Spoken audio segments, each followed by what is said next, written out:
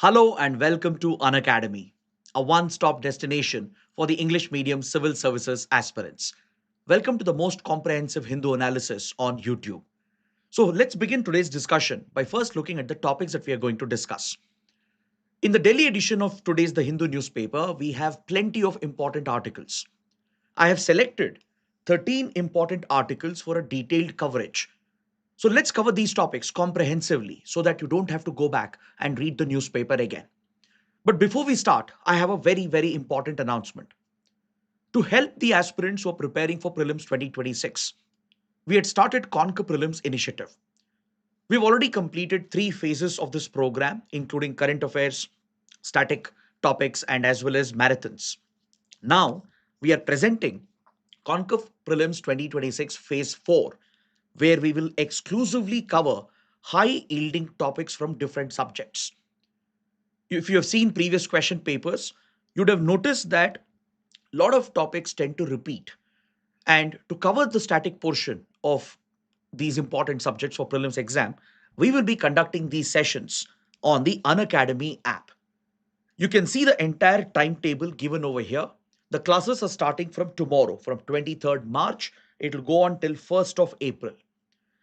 And each day we have 3 sessions that are lined up at 12 p.m., 3 p.m., and 6 p.m. So please take a screenshot of the timetable, and these classes are held on the Unacademy app as free special classes. How can you access these sessions? Download the Unacademy app and search for the educator profile. Search for Sham sir, Abhishek sir, Sarmad sir, etc. And under each faculty's profile, you will find the free special classes tab. Click on that and you will be able to see these sessions which are scheduled as per the timetable that is shown on your screen. So I hope to catch all of you in these sessions where we will cover high yielding static topics from across subjects. Now let's get started and look at the first topic. On page number 11, the Hindu carries a detailed article related to disaster management, focusing specifically on earthquakes and how India is dealing with earthquake management. A few days ago, we had discussed a related topic as India had brought out a new set of zonation standards to identify the hazard and vulnerability zones of India. So we had discussed a few days ago that India has withdrawn this new zonation map that was released earlier by the Bureau of Indian Standards, following certain concerns that were expressed by different branches of the government. Different ministries and departments have raised concerns about the new earthquake zonation standards, which will result in new building codes as well. Following the concerns, the government has withdrawn the new earthquake zonation standards. So that is the topic here, which is the focus of this article. Now let's understand further details about this important development. Now, when it comes to disaster management, see, in today's world, the focus is on reducing disaster risk. Disaster risk reduction is the top focus of disaster management. This is something you see under the Sendai framework as well, which is based on the pillar of disaster risk reduction. So, in order to reduce disaster risk, you need to better manage vulnerability. You need to better understand the hazards, which means you have to understand the hazard profile of a country for different types of hazards. You need to create detailed scientific maps and accordingly create zonation, where you zone out the country into different regions depending on the hazard perception and the vulnerability level. And you try to contain the exposure, you try to minimize the exposure of that region towards the disaster risk. So, this requires a lot of planning, it requires preparedness as part of the disaster management cycle in the pre disaster phase, that is, before a disaster can occur. You need to prioritize disaster planning and disaster preparedness so that you can cut the vulnerability, reduce the exposure, understand the hazard better, so that you can create early warning systems or you can restrict human activity, especially construction, and thus try to minimize the loss of lives and also protect property and infrastructure. You can also try to plan for any contingency, ensuring that you have a better response to provide immediate relief to the affected population. You can also think of long term rehabilitation and reconstruction in the post disaster phase.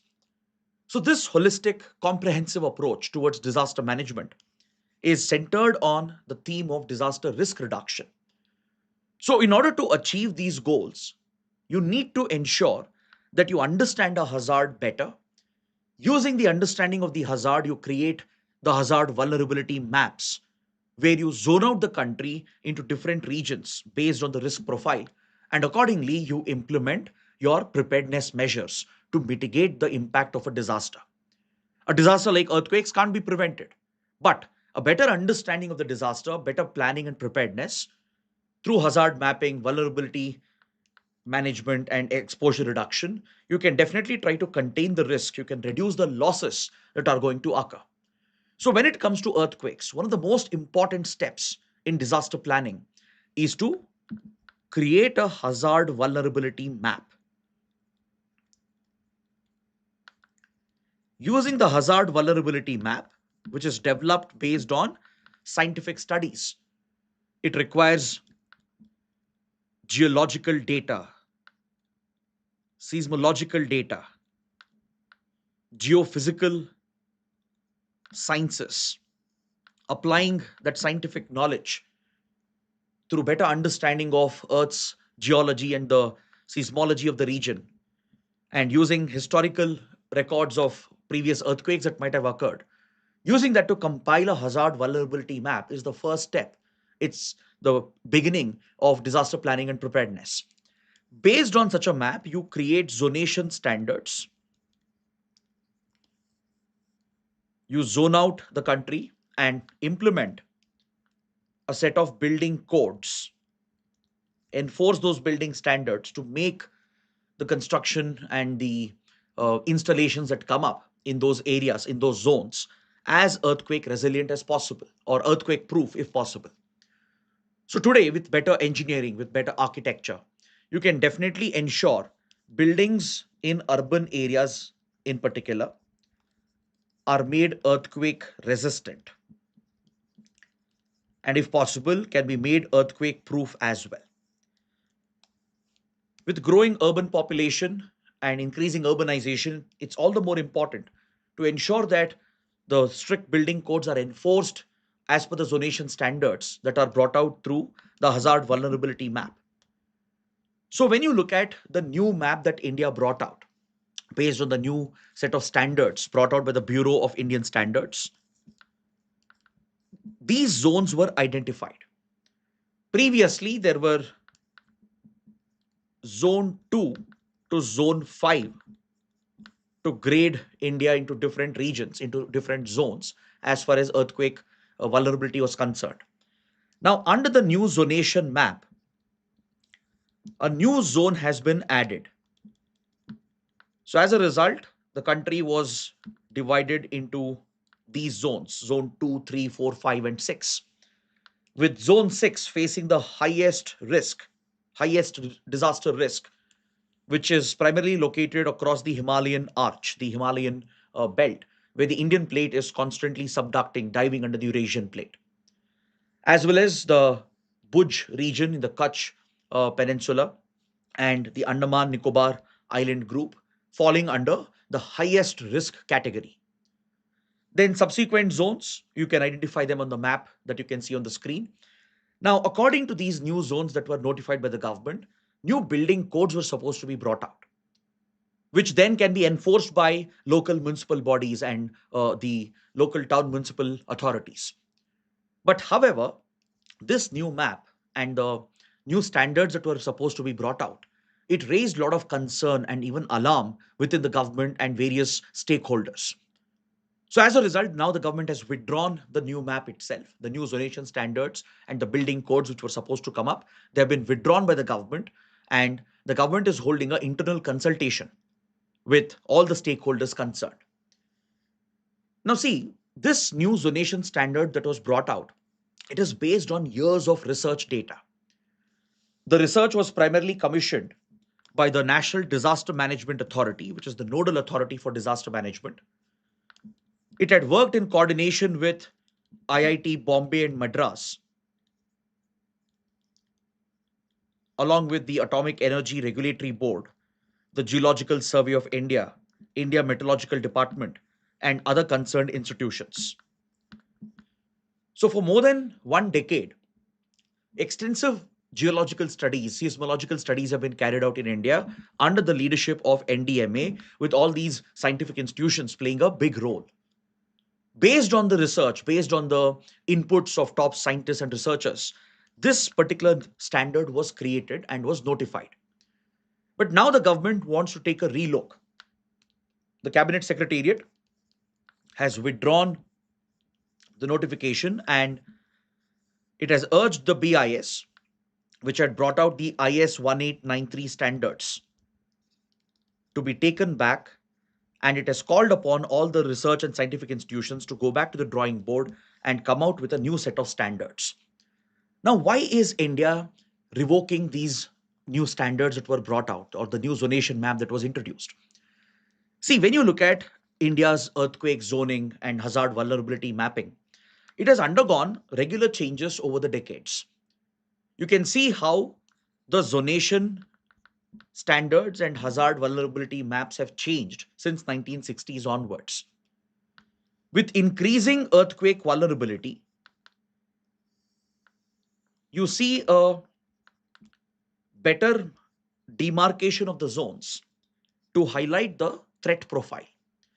Earthquake zones in India, they have been reduced over the last 50 to 60 years. With each revision occurring because of rising earthquake threat. Even global researchers and institutions agree that the Himalayan arch in particular is extremely prone to mega earthquakes because of the nature of the subduction fault line and the kind of energy which is getting built up at these fault lines. It's highly possible for the region to witness magnitude 7, magnitude 8, and maybe even beyond earthquakes of that intensity, which can cause massive destruction and devastation across this region.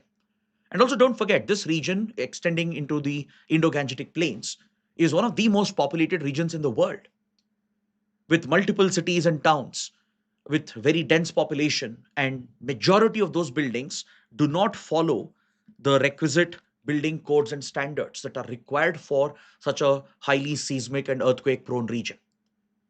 So that's why the effort to constantly come out with better zonation standards, so that based on these new zonation standards, better building codes can be implemented. So over the decades, India has improved its seismic mapping with more accurate assessments, with increase in threat profile, and attempts have been made to implement better building codes and norms. But however, most of these efforts have largely failed, because when you look at the construction that happens in these highly seismic zones, majority of the buildings are in violation of the building codes due to poor enforcement, due to corruption as well at the local level. Most municipal bodies, city corporations, and town municipal authorities, they allow building violations to continue, and they even regularize and legalize illegal structures as well. And this places millions of people across this belt under great risk. Now, when it comes to earthquake zoning and building standards, there is one parameter which is measured known as PGA, peak ground acceleration. When a earthquake hazard vulnerability map has to be created based on which zoning and building standards are brought out, there is one important indicator which is measured, and the probability of this is brought out by researchers and scientists. This is the PGA, peak ground acceleration. So what do you mean by this?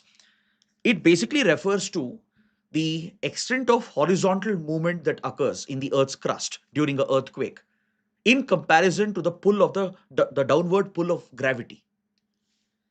Now, when you take any building and its entire foundation, it is rooted basically by the downward pull of gravity, which offers that stability to your buildings. So, based on this consistent standalone force, architects, engineers, they would have designed the foundation of the building and the overall structure and material used in that building. Now, what if there is a sudden new force in a different direction which is introduced, right? Which has not been computed into the building design. So, one such force which can get added is the horizontal movement that can happen in the Earth's crust, which is measured as peak ground acceleration during a seismic event. This horizontal force that gets introduced, it counters the downward pull of gravity, resulting in the swaying of the buildings. If you have seen any earthquake related videos and footage, you see how buildings start swaying left and right. That's primarily because they come under the influence of peak ground acceleration, a horizontal force that tends to counter the downward pull of gravity. So, this is where the highest risk is present. Depending on the PGA levels, it determines the extent to which the building is going to sway. And this eventually determines the structural integrity of that building. So, taking PGA into account and incorporating this into building design through building codes and standards is absolutely critical. Now, across the world, the global standard is that when you look at magnitude 7 or magnitude 8 level earthquakes, the peak ground acceleration is estimated at a minimum of 1 g, 1 g and above. Whereas in India, the PGA, which is incorporated into our building design and standards, is barely in the range of zero point 0.1 to 0.36 G as far as, let's say, zone 2 is concerned. It goes to a peak of around 60 to 75% in zone 5, meaning India is under accounting the impact or the influence of peak ground acceleration compared to other global standards. In countries like Japan, which are highly prone to earthquakes, the peak ground acceleration, which is incorporated into building design, is at least 1 g and even above for a magnitude 7 or 8 earthquake.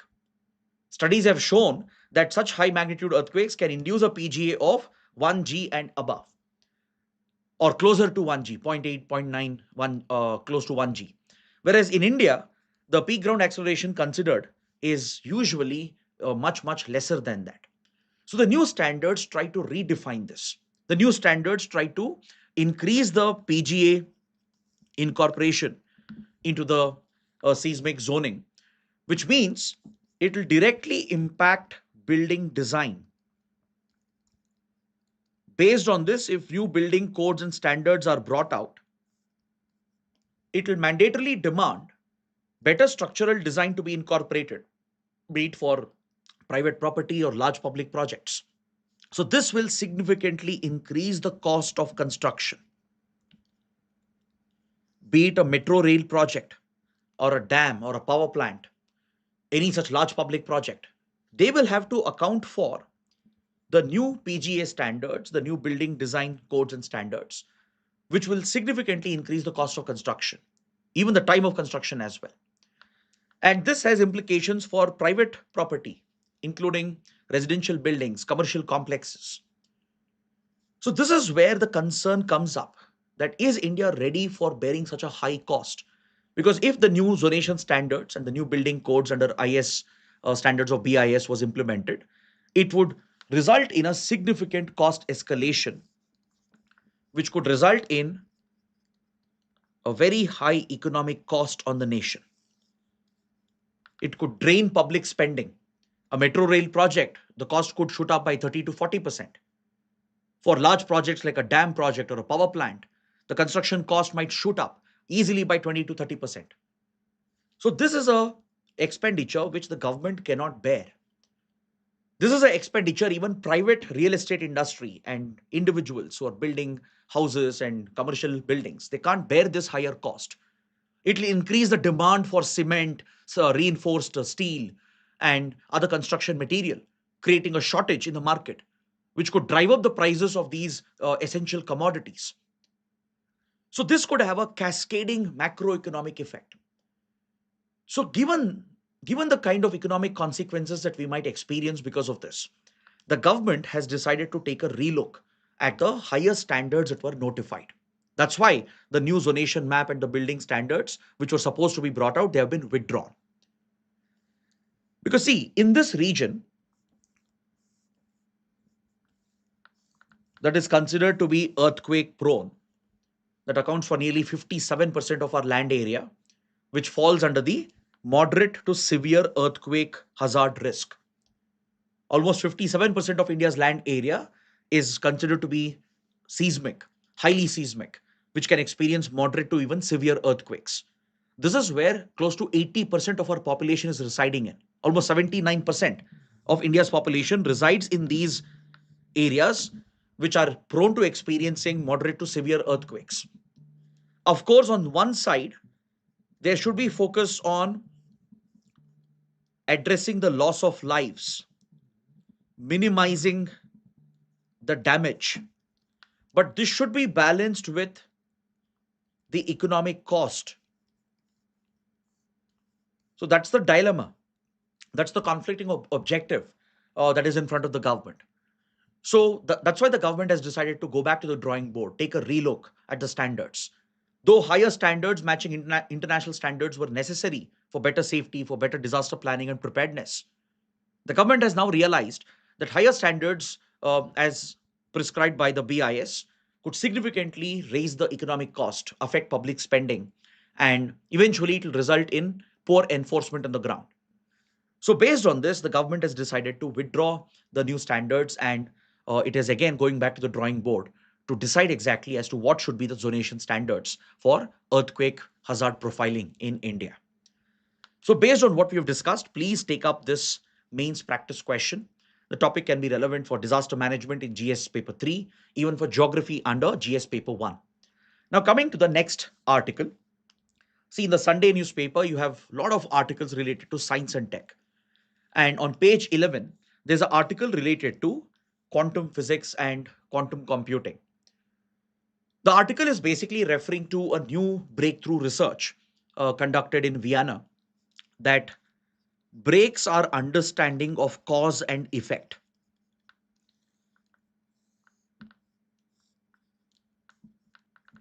See, generally, in our traditional physical world that we live in, right, we have a very limited understanding of our physical world. The world that we experience is based primarily on the cause effect phenomena, meaning for something to happen, there must be some cause behind it. Let's say a glass breaks. So, why did the glass break? Was some object thrown at it? Let's say I threw a ball at the glass. That was the causative factor. And the effect was the breaking of the glass, right? Our general understanding, our physical understanding of the world is that it can't be the other way around. The glass breaks first, and then you see that the ball is being thrown at it, right? Doesn't work that way. It's always cause leading to a particular effect. A leading to B. Event A causing event B. That is your cause effect relationship that exists.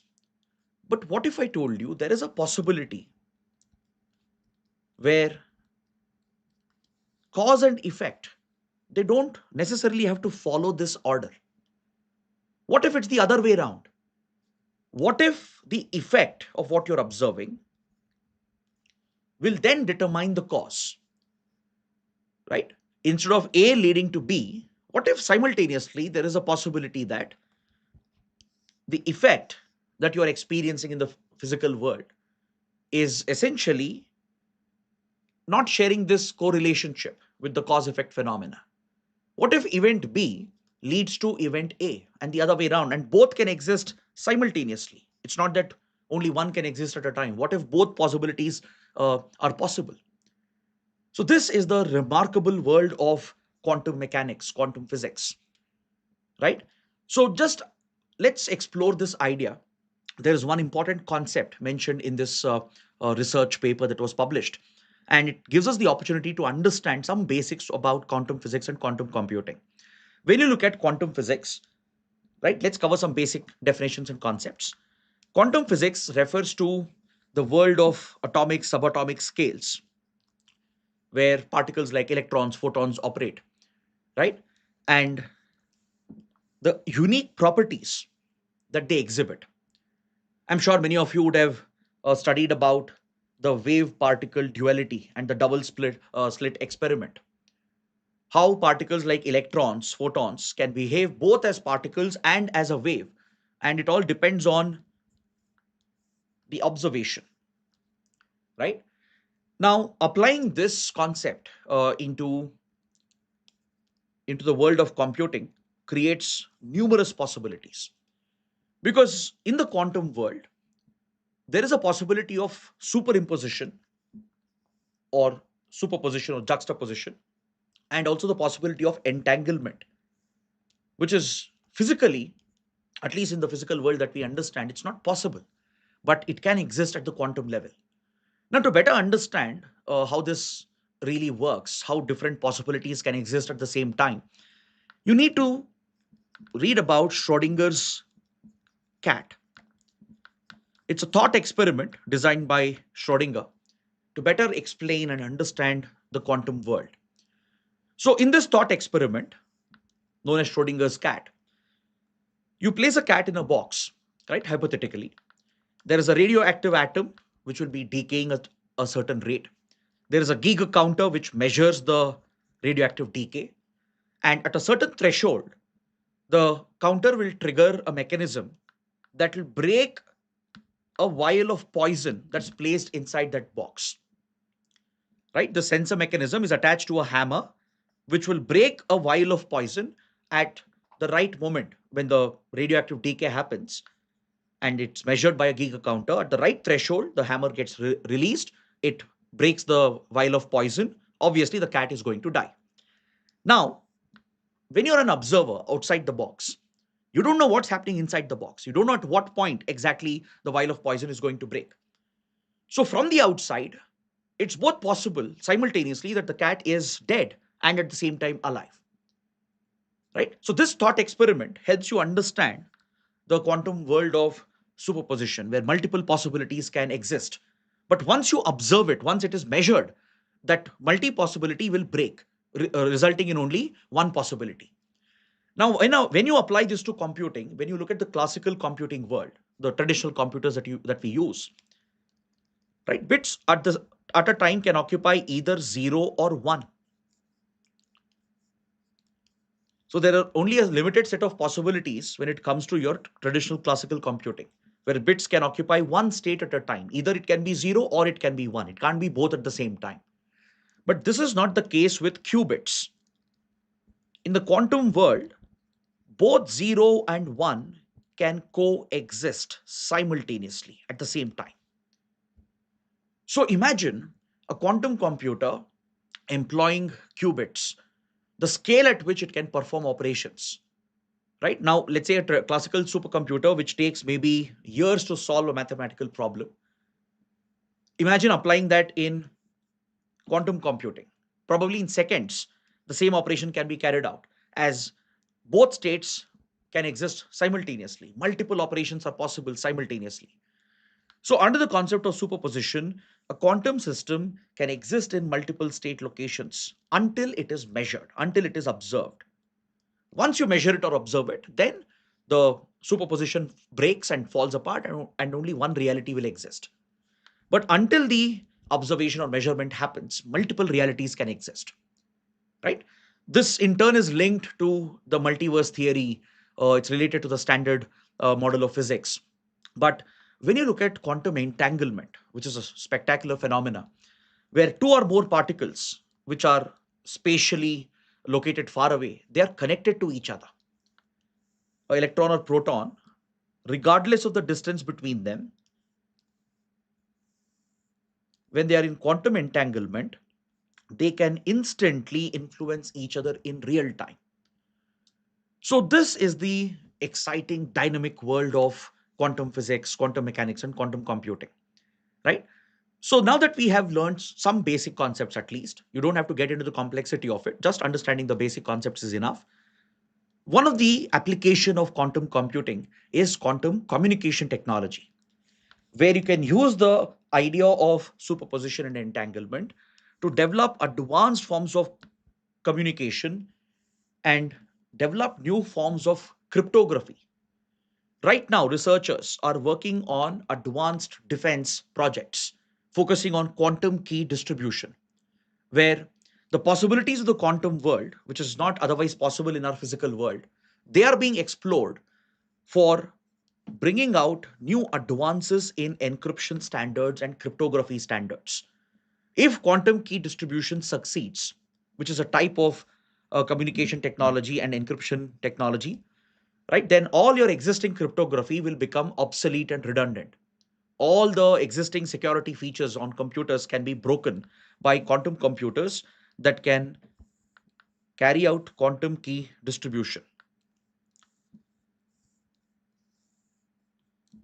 So, this essentially has significant military security applications. Imagine if existing codes can be broken in a fraction of a second.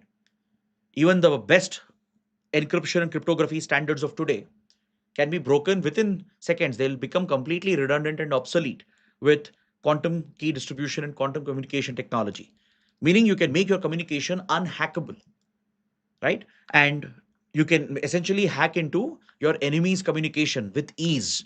The ones who will pioneer this technology, they will control the future of the world. So that is where this new research holds importance. The new research on cause and effect. Our traditional understanding of our physical world is that effect is a result of some cause. A causative factor is resulting in some effect. But what if it's the other way around and both can exist simultaneously? Now, this loop is essentially called the indefinite causal order. The research in Vienna focused on indefinite causal order, where this possibility can exist, where A leads to B, B leads to A, and both can coexist simultaneously. So, this foundational understanding of cause and effect phenomena and how it changes our understanding of the physical world can contribute to advances in quantum key distribution, which can help bring out new forms of cryptography and encryption, develop unhackable quantum communication technology, and break all the existing traditional forms of cryptography and encryption. So, based on this topic, please take up this practice question and prepare for any possible mains question on quantum computing. The topic can be relevant for prelims as well. Now, coming to the next topic, again a science and tech article. The Hindu publishes a detailed article in today's paper on why EV batteries are regularly catching fire. You might have read recently there was a tragic incident in Indore where a family of 8 members were killed because of a fire incident at their house. And initial investigation is pointing towards a fire that broke out in one of the batteries of an electric vehicle that was parked, that was being charged overnight.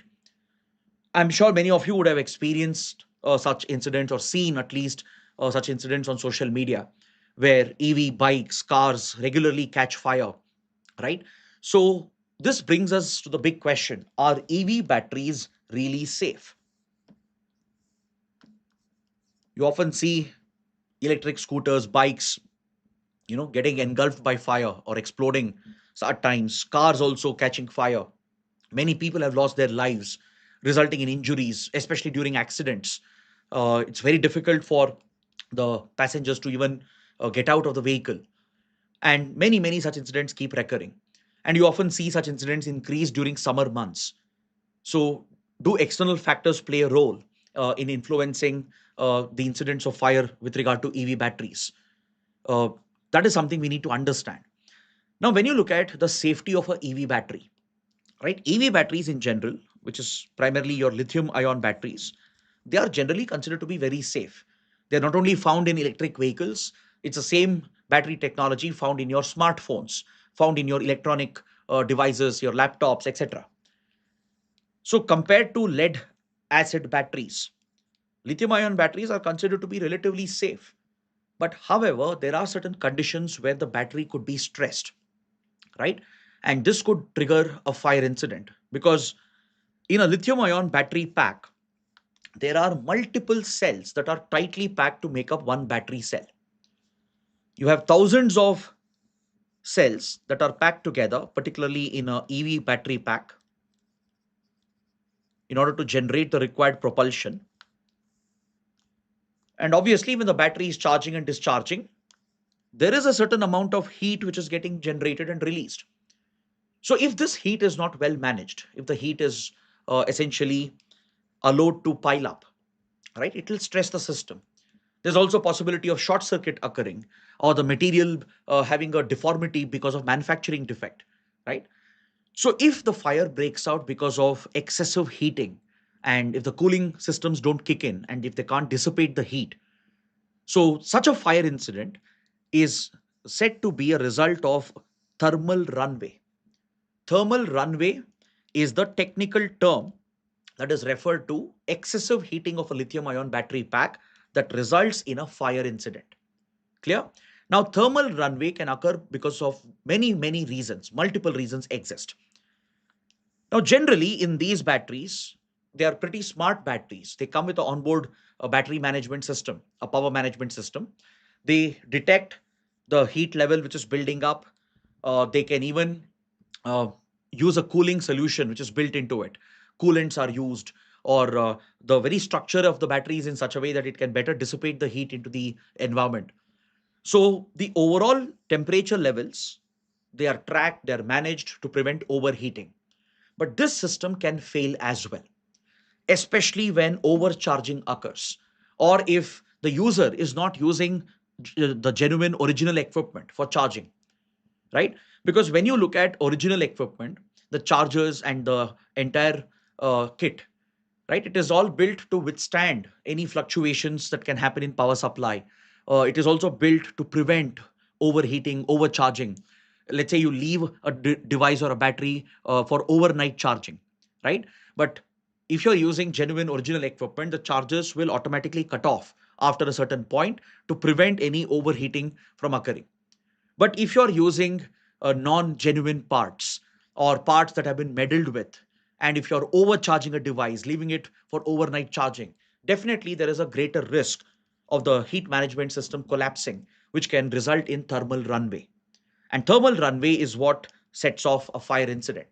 The cells which are generating tremendous amounts of heat, right? If the heat is not well managed, it can definitely result in a breakout of fire. It also releases toxic gases, including hydrogen fluoride, which is highly flammable, right? Now, when you look at thermal runaway, as I said, to protect battery packs from accidents, from any external mechanical pressure, these battery packs are reinforced inside a steel or a aluminum case so that they can withstand the impact of an accident, right? But however, these cases can also rupture depending on the force exerted, depending on the extent of the accident. The steel or aluminum casing can get punctured, it can get deformed, which can in turn affect the shape of the battery itself or cause physical damage to the battery, resulting in a possible short circuit, or resulting in overheating of the battery, or failure of the cooling system and the heat management system, which can result in thermal runaway. So all these conditions are possible, right? All these factors could be responsible for that. Overcharging of the battery, not using the genuine components and parts, or any physical damage, or maybe during manufacturing there is a defect, there's a deformity which will creep in later. Sometimes you might have seen a lithium battery, it will start deforming, right? The metallic shape itself starts changing because of a manufacturing defect. So this will also alter the way in which the heat is dissipated.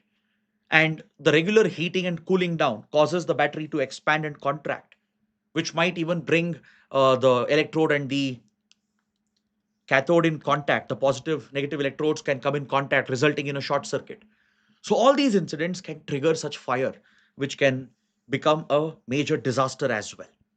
Even the charging point also matters, right? Whether the building has modern electrical wiring or is it outdated. It should be able to withstand any surge. It should be able to, uh, it should be compatible essentially, right, with modern EV charging equipment. Today, the industry, the automotive industry, the battery industry, they are coming out with new solutions to prevent such accidents from occurring. right? They are building channels within the battery pack so that there is a coolant, a liquid usually, which is filled into it, which can absorb that excess heat and dissipate that into the environment.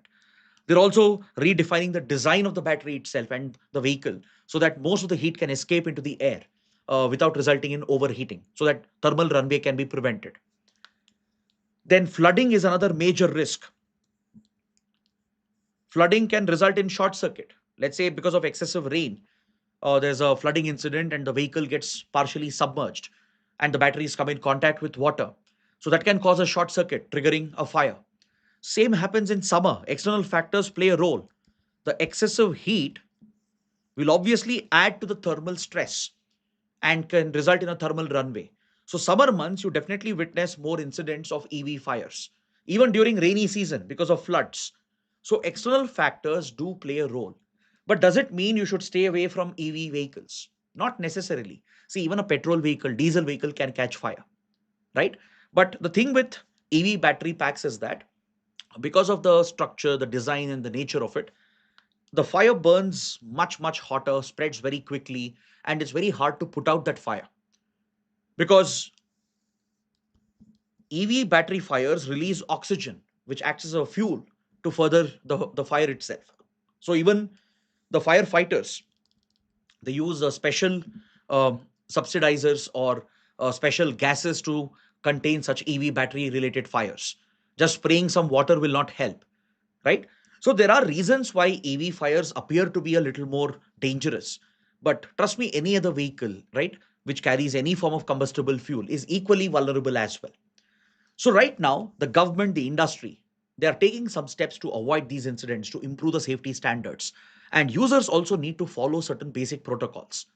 The consumers, for example, as I said, they should avoid overcharging, avoid overnight charging of any device that has a lithium battery pack, and use genuine equipment, the genuine original charges given by the company, because they would have ensured the safety standards with a cutoff limit and to deal with any surge that might occur. When you use non genuine spare parts or get it repaired by local technicians, these safety standards might get weakened, which could result in fire incidents. So, getting any service done by the original manufacturer will always add to the safety. These are some basic steps, protocols to be followed by the user. The industry, as I said, is also taking steps to improve the design, to improve the heat resistance and the thermal dissipation of heat. A lot of design changes are being introduced. The government is also setting standards. The Bureau of Indian Standards and the Automotive Research Association of India, they've raised the safety standards for EV battery packs, which are mandatory for the industry to follow. So, as we see increasing adoption of EVs, such incidents are bound to occur, but with better safety design and with better protocols and procedures, the incidents can be manageable. Now, coming to the next topic on page 13 and 14, there's a very interesting article that helps you understand the blockade on Cuba. Donald Trump is back to his new theatrics after his obsession with Venezuela and Iran. Now he has started placing his sights on Cuba, issuing repeated threats. Cuba has been under a prolonged economic blockade and sanctions under the US, and Trump has stepped up those sanctions and blockade, which has crippled the economy of Cuba. In fact, last week, something unimaginable happened. The entire power grid of Cuba collapsed. So basically, the whole country went into a blackout. Offices have been shut, schools are not working, transportation is not functioning. There is complete shortage of oil and other energy supplies. So life in Cuba has become unlivable because of the kind of targeting that Cuba has seen under the United States. And it's not just Donald Trump. Donald Trump is simply stepping up this pressure. But this policy against Cuba from the United States has existed since 1960s. To be specific, since 1962. So let's quickly understand why the US hates Cuba so much. See, Trump is now threatening to take Cuba if required. He's basically talking about invasion and occupation of Cuba, whether he genuinely believes in that or not. The threats itself are sufficient to raise serious concerns. Now, why does US target Cuba so much? See, this is primarily due to ideological differences that goes back to the Cold War period.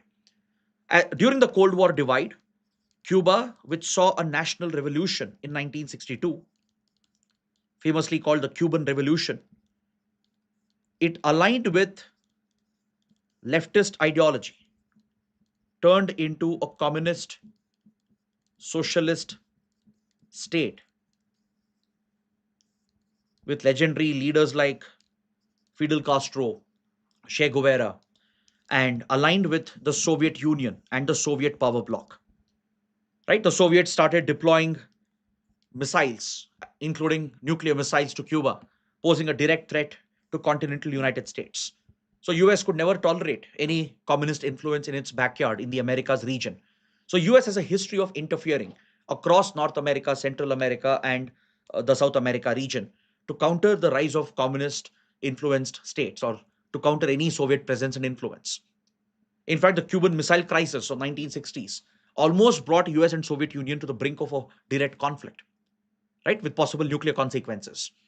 So Cuba obviously became a primary target for the US since then to target the communist regime and counter any rise of Soviet influence. So since 1962, Cuba has been under American sanctions. And this also has to do with resources.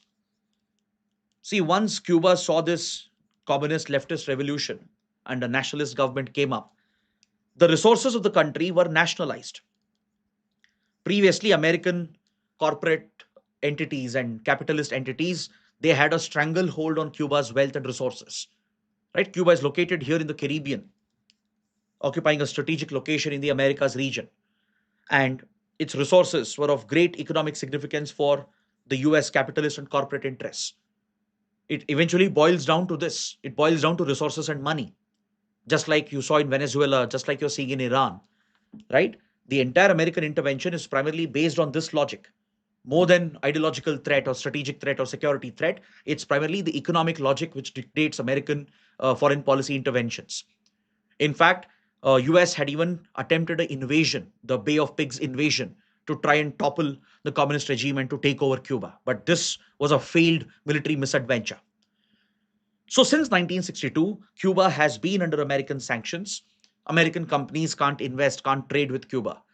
Any ship or vessel docking in Cuba, carrying goods to Cuba, will be denied entry into US ports. So all such sanctions have been brought against the country, and now Donald Trump has been stepping up these sanctions. In fact, during Trump's first presidency, he even declared Cuba as a state sponsor of terrorism. See, Cuba, of course, aligns with all the hostile states that are against the United States. It's closely aligned with Russia, it's closely aligned with Venezuela, with Iran, with China. By the way, India shares fantastic relationship with Cuba, right? Because of the history of non-aligned movement.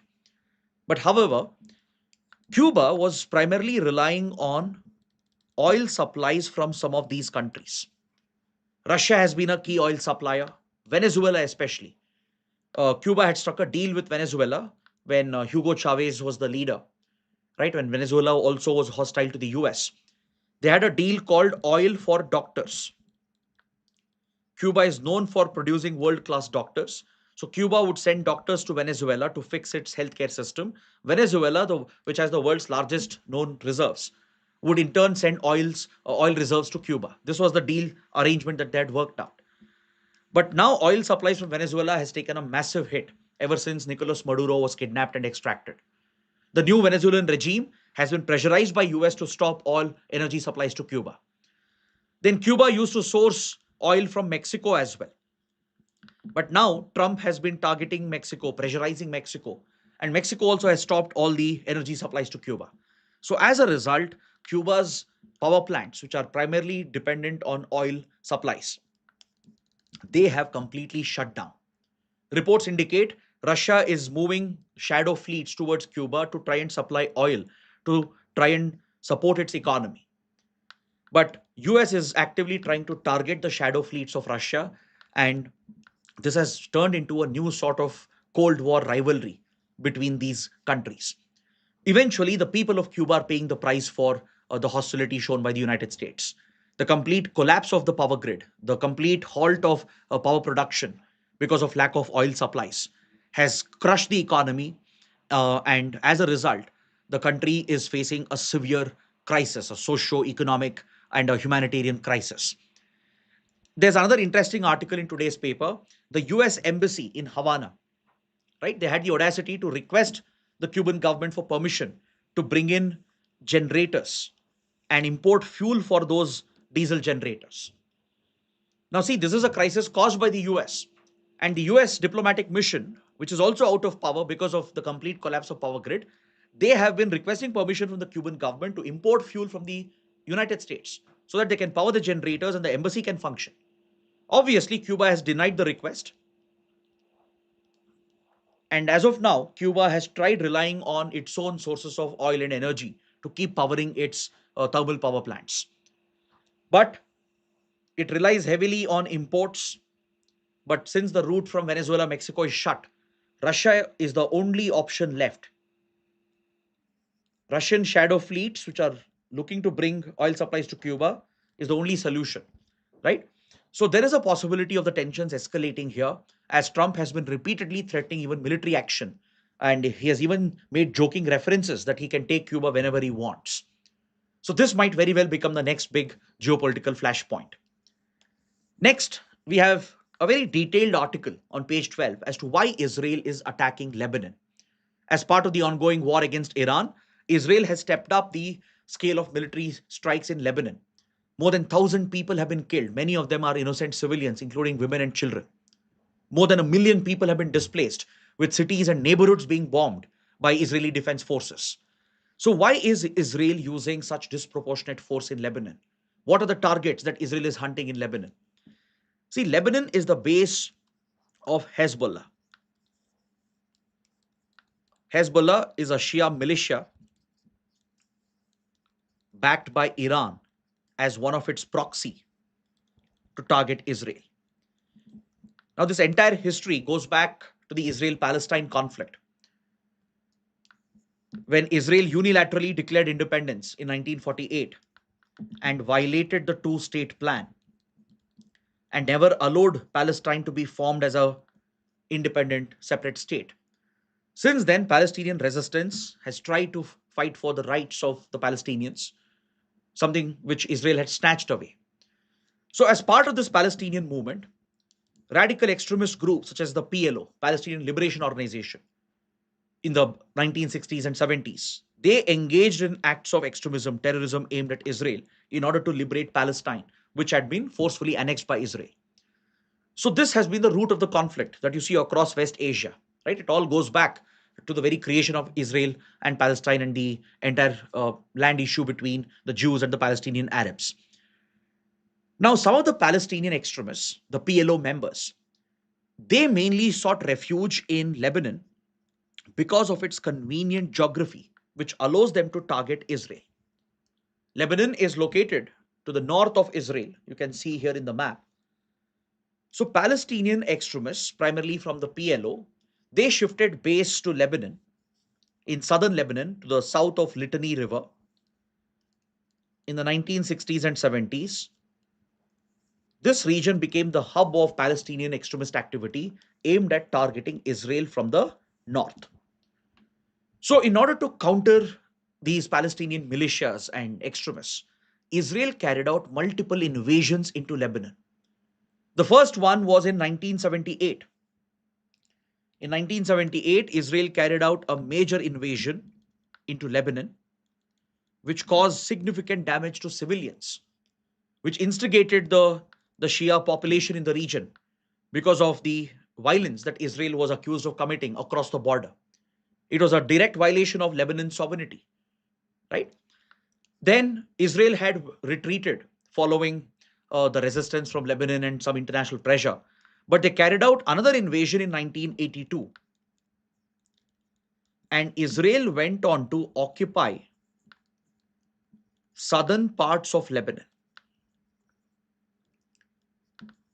In fact, until the year 2000, Israeli forces held on to some territory near the border areas to the south of Litani River in order to ensure this region was not used by Palestinian extremists.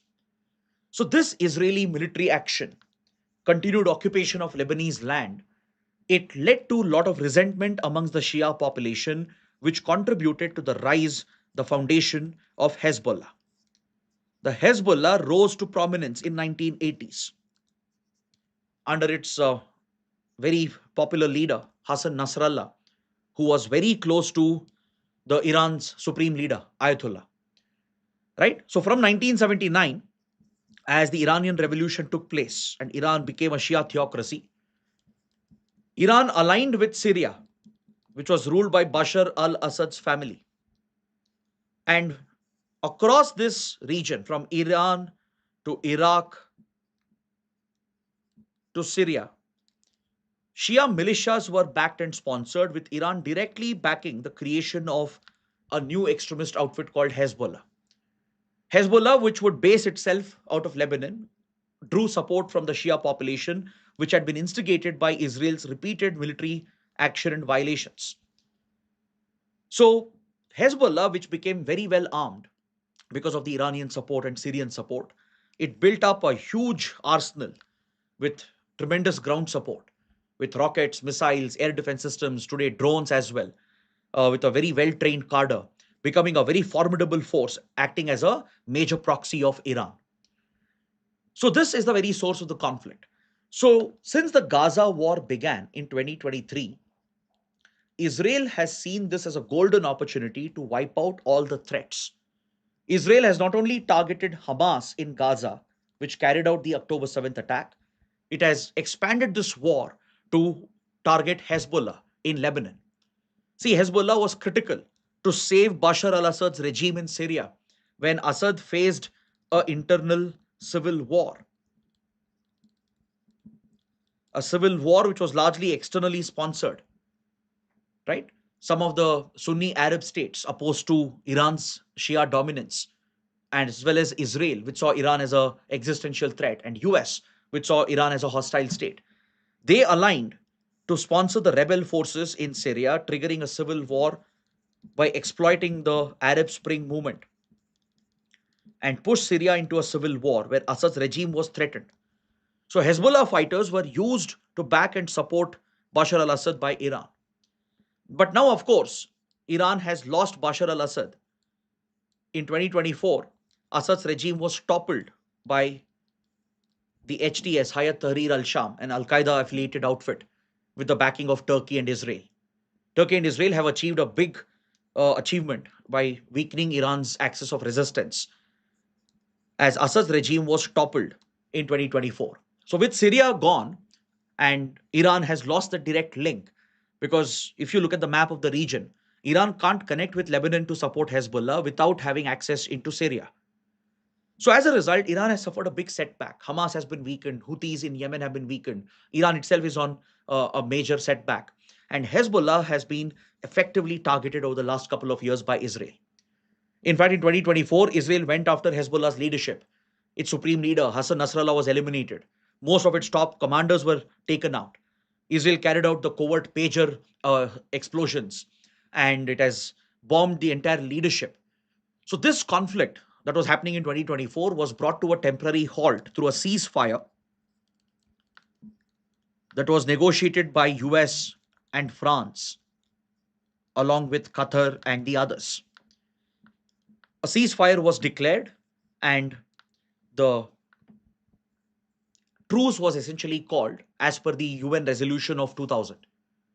In 2000, Israel, when it had retreated, it was primarily because of international pressure and UN intervention as well. And back then, the UN had created this a blue line and a UN zone where a UN peacekeeping force was deployed. The UNIFIL was deployed with Israeli troops being asked to move out of Lebanon, finally asked to vacate Lebanon and move the troops back into Israel. And Hezbollah are ordered to move to the north of Litany so that this region can be sort of a neutral, demilitarized zone, because Hezbollah had become so powerful that it became a state within the state of Lebanon.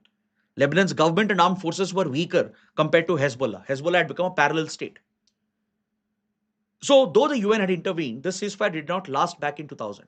Again, in 2006, fresh war broke out when Israel invaded Lebanon again, targeting Hezbollah. So repeated conflicts have taken place over here, but Hezbollah remained very strong until 2023. It was able to cause significant damage. When the Gaza war began, Hezbollah came to the support of Hamas, launching massive barrage of rockets and drones and missiles at northern Israel. So once Israel weakened Hamas, it changed the strategy and expanded the conflict, taking direct aim at Hezbollah and its leadership. So in 2024, most of its capabilities were taken out. Now, as part of the Iran war, Hezbollah has come to support its sponsorer. Hezbollah has been launching fresh rockets and drones from Lebanon, and reportedly, Hezbollah units have crossed the Litani River using the region of southern Lebanon to target northern Israel. So Israel is using this as an opportunity to hit back and eliminate Hezbollah entirely. And you are basically seeing a complete shift in the geopolitics of West Asia if all these proxies of Iran were to fall apart. Now, coming to the next topic related to the Iran war itself, Donald Trump has made some fresh statements about ending the war in Ukraine, ending the war in Iran. Sorry. Donald Trump is making contradictory statements day by day.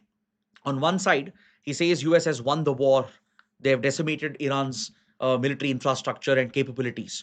But on the other hand, they seem to be stepping up military deployment, carrying out more strikes. And in a big escalation, Iran's nuclear facility at Natanz was also attacked. And this raises very serious concerns. But however, US has lifted some of the sanctions against Iran partially, right? Iran, which has been facing sanctions from many years, the sanctions on Iranian oil, which are stranded at sea, has been partially lifted.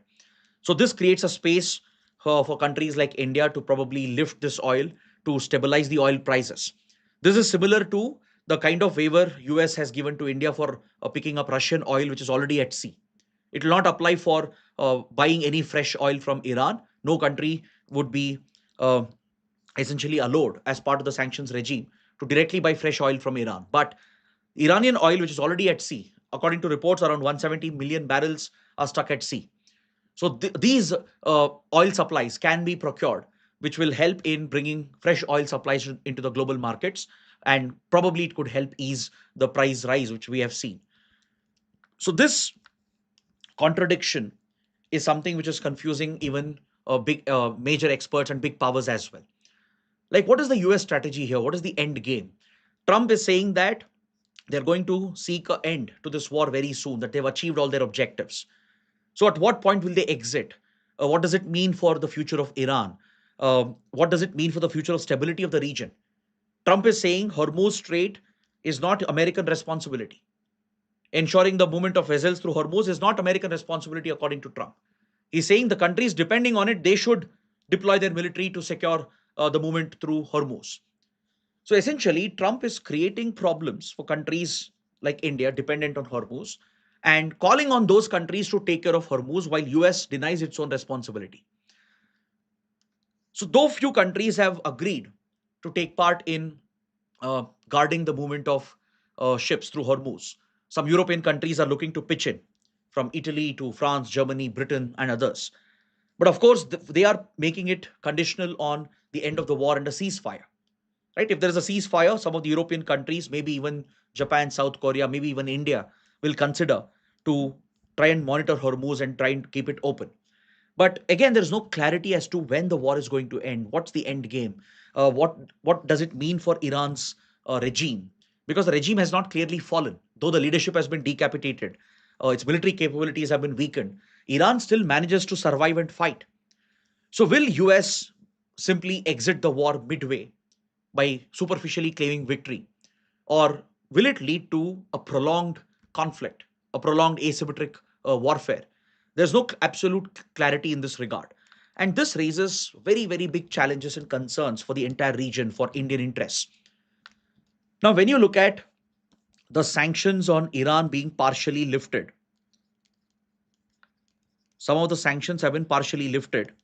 It does create an opportunity for Indian refiners to pick up the cheaper oil. Indian refiners are already showing a lot of interest because when US gave a similar waiver for Russian oil, US gave a 30-day waiver for picking up any Russian oil which was already stranded at sea because of American sanctions. So immediately, Indian refiners went ahead to procure some deals with oil suppliers to source the Russian stranded oil to India. Now, with some sanctions being temporarily lifted on Iran, there is a similar opportunity for countries like India to pick up some of the stranded Iranian oil at sea. But this again leads to a more troubling question. In the short term, it might look beneficial for India that the relaxing of the sanctions, the temporary relief and waivers might help us ease the supplies and address our energy problems. But look at this in the long run. Look at this in a broader perspective. Does it mean US is becoming like a super police of the world, policing as to who buys oil from whom, who buys energy from whom? Now that could severely compromise energy independence and autonomy of countries like India. So that raises very troubling long-term strategic concerns. But as of now, it is seen as a short-term relief for India. Then Government of India with regard to gas supplies has a very big positive update. Domestic production has jumped by almost 50% after the government diverted all the raw material towards domestic gas production, especially propane and butane. Right, they have been diverted completely from petrochemical industry, and now it's being used only and only for LPG production to meet the household demand.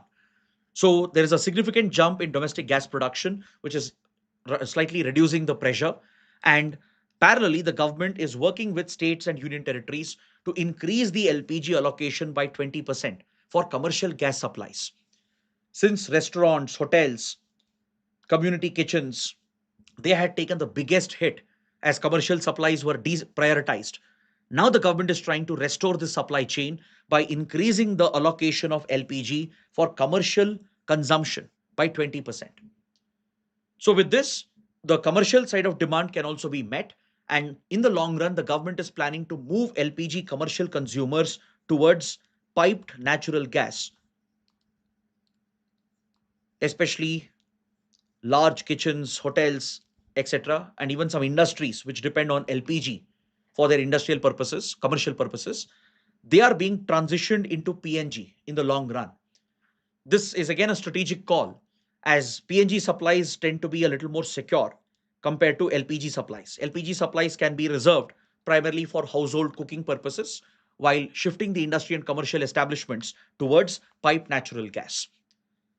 Next, another big update. Prime Minister Modi has had a telephonic conversation with Iranian President Masoud Pezeshkian.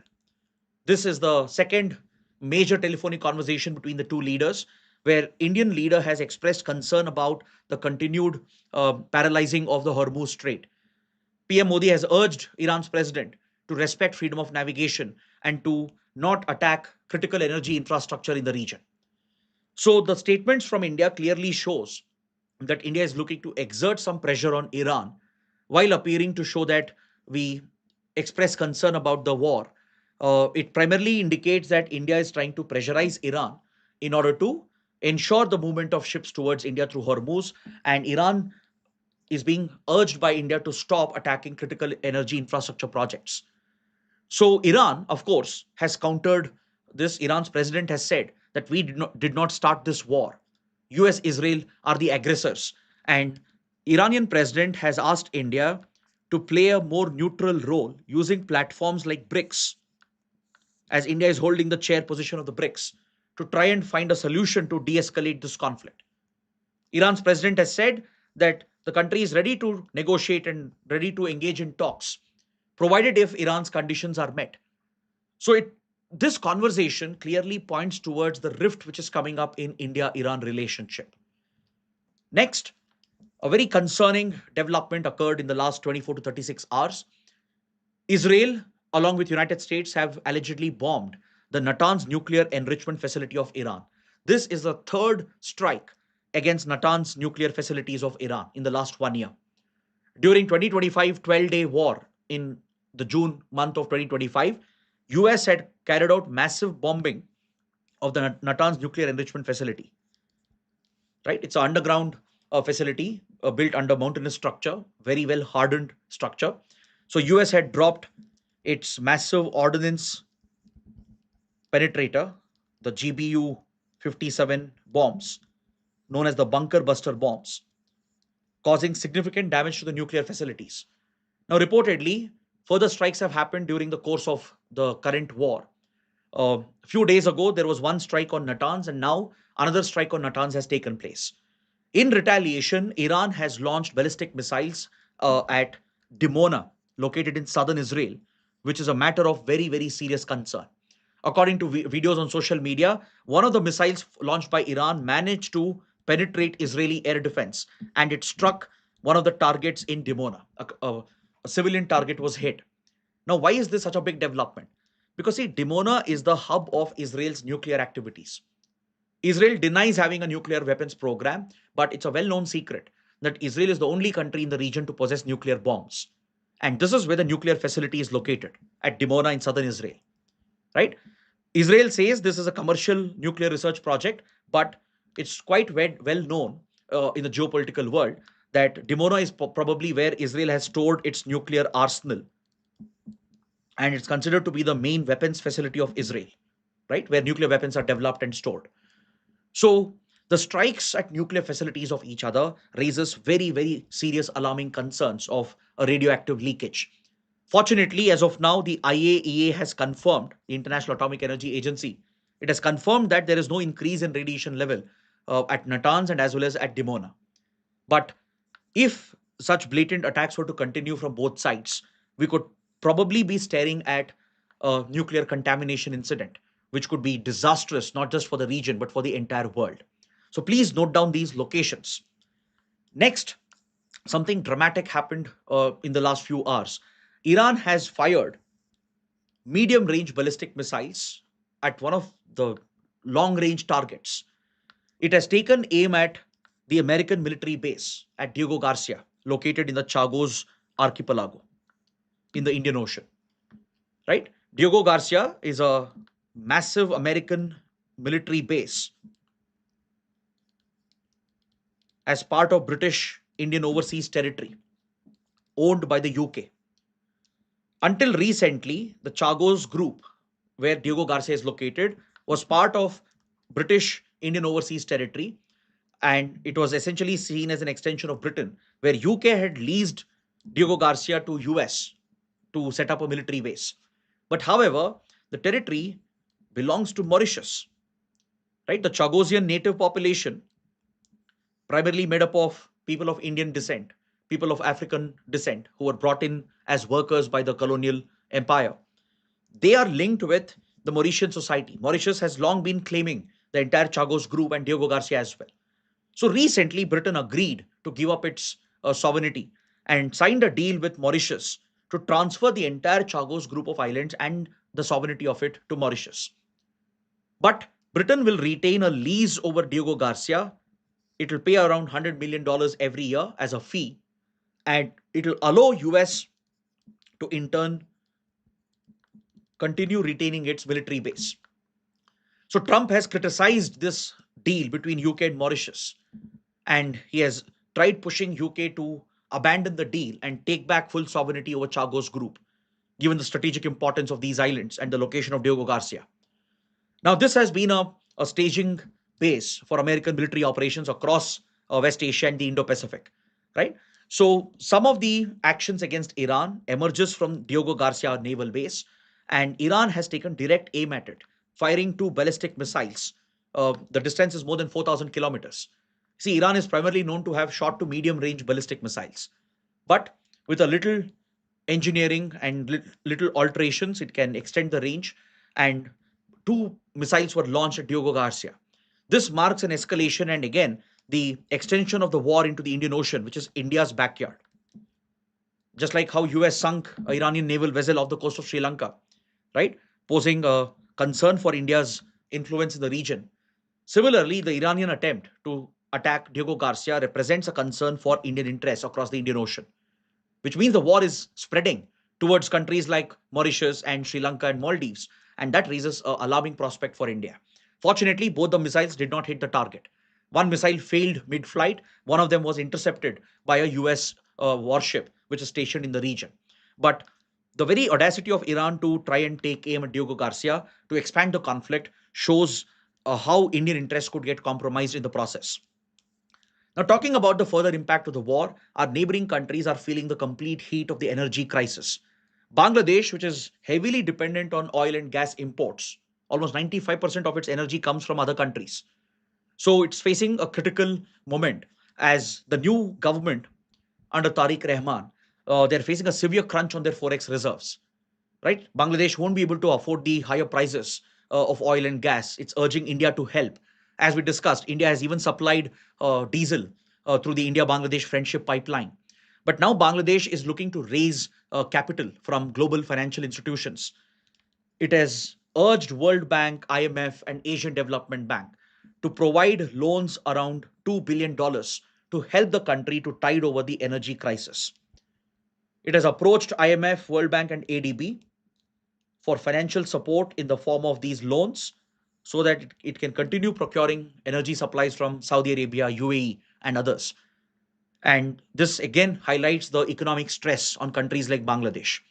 Sri Lanka, as well, which is facing a serious energy crisis, is looking at the Trincomalee oil tank farm project as a strategic project which could secure energy independence for Sri Lanka. See, Trincomalee is a strategic port located on the east coast of Sri Lanka. And at Trincomalee, you have these oil tank farms, massive oil storage facilities that were built during the Second World War. So these facilities are now outdated. And India has proposed a project to upgrade the oil tank farms at Trincomalee. We have even signed a trilateral agreement involving United Arab Emirates. Just last year, when PM Modi visited Sri Lanka, India, UAE have signed an agreement with Sri Lanka to ensure the upgradation of the oil tank farms at Trincomalee, with UAE supplying oil to store sufficient oil in these tank farms. So now Sri Lanka has realized the critical importance of the project. There was a time when the current ruling party, the JVP, and few other elements in Sri Lanka were against the project. They were against further Indian involvement in Sri Lankan projects. But please understand, India has always been a key supplier of oil and energy to Sri Lanka. Sri Lanka depends heavily on India. So last year, the project was revived, and the government under Anura Kumara Dissanayake had signed an agreement with India and UAE to set up new oil tank farms at Trincomalee. So this will give some sort of energy security and independence to Sri Lanka, reduces dependency on regular imports. So this project also is in the news. So please make a note. Coming to the next topic related to social justice, the Supreme Court has observed that the state cannot place arbitrary limits on the extent of disability under the Rights to Persons with Disabilities Act. Under the Rights to Persons with Disabilities Act, arbitrary limits cannot be placed according to the Supreme Court of India. See, under the Act, there is a 40% minimum criteria for inclusion under the disability quota which can be provided. Right? The legislation is designed to be inclusive to the extent possible. So those with 40% and above disability will be eligible for certain rights, including reservation, which is provided under the Right to Person with Disabilities Act.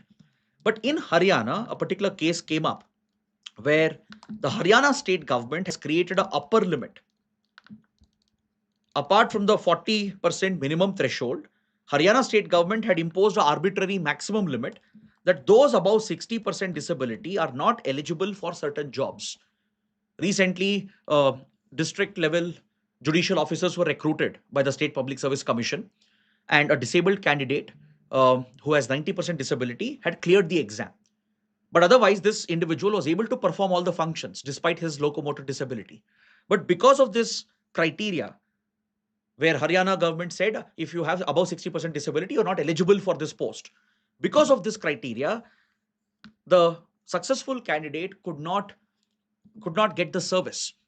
So he had petitioned the Supreme Court. Now the Supreme Court has made it clear that state cannot set such arbitrary maximum criteria to exclude disabled candidates from the posts that they can fill. This is the concept of reasonable accommodation principle. That is, despite the disability of an individual, if they are still able to perform that particular job, that particular task assigned to them, then a reasonable accommodation should be made. You can't place arbitrary maximum ceiling limits and exclude such candidates even if they have cleared the exam.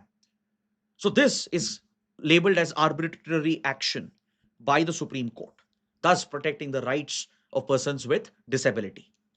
Next, a small update. India has logged 1 billion ton coal output for the second consecutive year. This points to increasing coal production.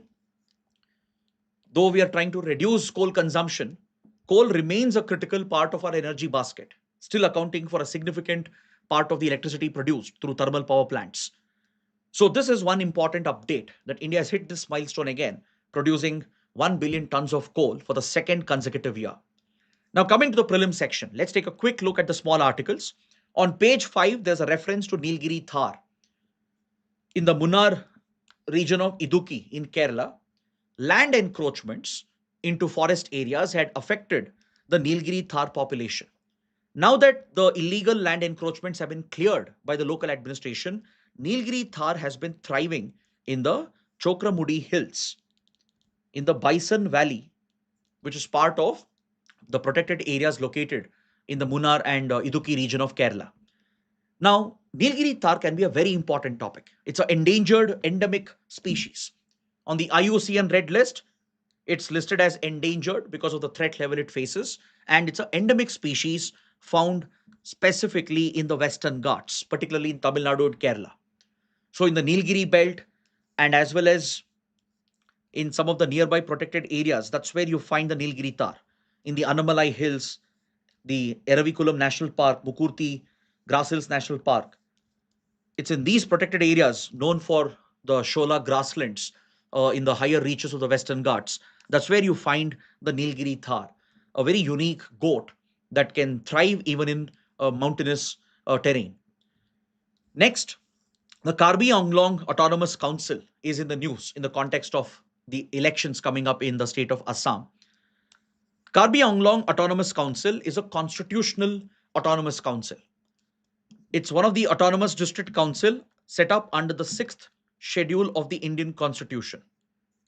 So in Assam, there are 3 such autonomous district councils under the 6th schedule with constitutional status.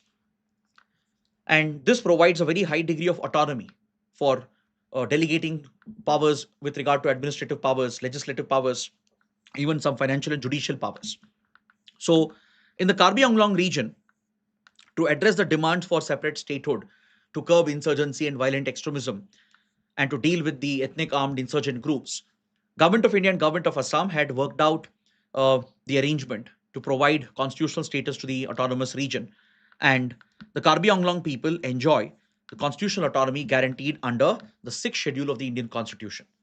So this applies for a few other autonomous tribal areas in Meghalaya, Tripura, and Mizoram as well. So in total, we have 10 such autonomous district councils with constitutional status under the 6th schedule of the Indian Constitution. Next, Indian drug makers are rushing to produce the generic version of semaglutide. This can be a very important prelims topic. Semaglutide is the active ingredient in the world famous drug Ozempic and Wegovy, which was patented by Novo Nordisk. This particular drug hit global headlines. It became a phenomena, a rage, because it can be quite effective to help deal with diabetes and as well as help in tackling obesity and deal with weight loss. Right? Around the world, it became renowned as the weight loss drug.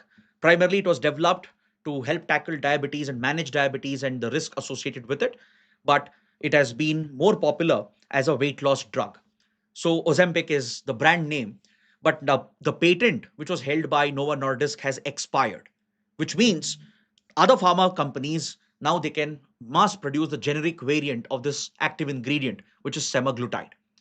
So the patented version of semaglutide, which is Ozempic and others, they were very, very expensive, something which would make it unaffordable in the Indian market.